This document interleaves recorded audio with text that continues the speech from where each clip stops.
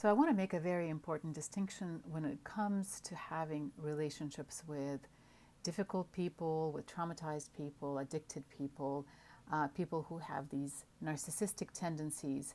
I don't want to get into the weeds of definition and classifications. What I want to say is, while I have a personal philosophy that every human being is whole at the core, that's how I see you, that's how I see anyone I meet. And I don't believe that anyone is actually beyond hope. My decision to be in a relationship with you or to continue a relationship with you should not be based or isn't based on the odds of whether you're going to change or not, no matter how beyond hope you seem or how accessible and achievable that change appears to be.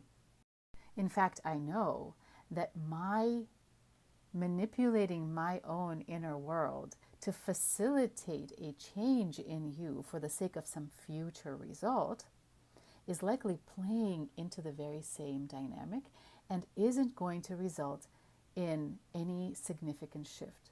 Significant shifts in relationships are available. I have seen them with my own eyes, even with the most difficult people. But in order to achieve that, in order to become a catalyst for change, you have to do this one thing.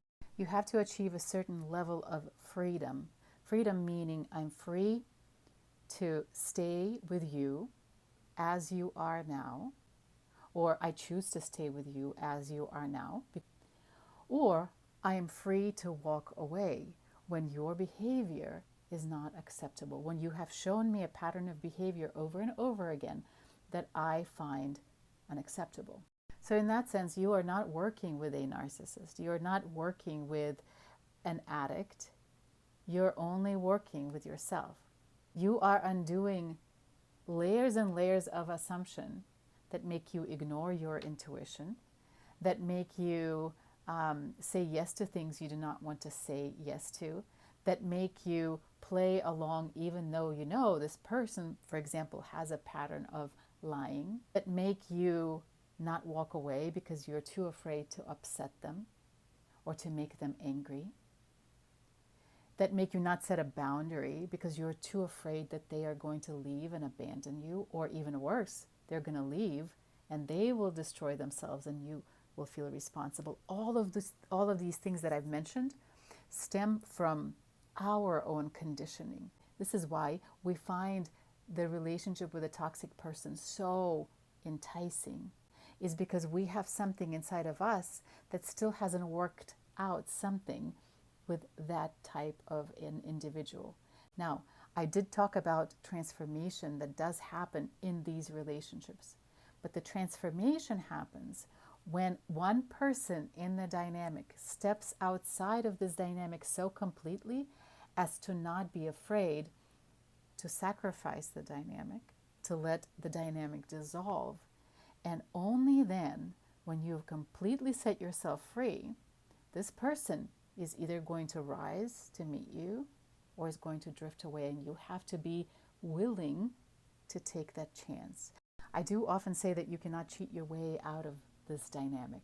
You cannot cheat your way into wholeness, because a part in you that is invested in change in them, a part in you that cannot afford to let them go, a part in you that sees them as the only person that could ever love you, is the part that's just as responsible for the level of that consciousness as their behavior. You don't have the same moral responsibility, maybe. Maybe you're not the bad guy. But this is a circle, and those two parts, two players, two extremes belong to the same reality. So the first person who wakes up from the nightmare and levels up by being willing to go through the fear and the ego death that accompanies it, that allows the conditions of the old reality to dissolve, the conditions of the reality. If you don't do what I am asking you to do, something bad's going to happen. If I don't get you to change, something bad is going to happen to me. That person is going to lead the relationship onto a new level and will become a person who is going to be the center of transformation. And again, transformation doesn't mean tolerating bad behavior.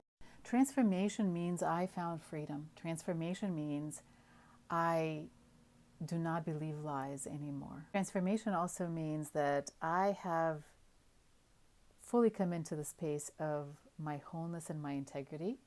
And now I can invite you or anyone else who wants to join me here instead of waiting to arrive in that place until you get your stuff together.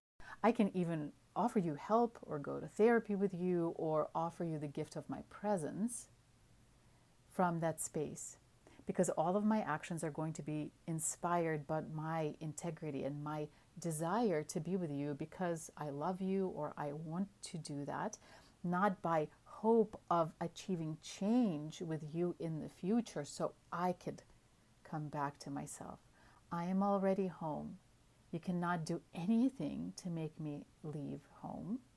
And I know if I show up like that, as long as I want to show up like that, that is probably the best way I could bring light into your life.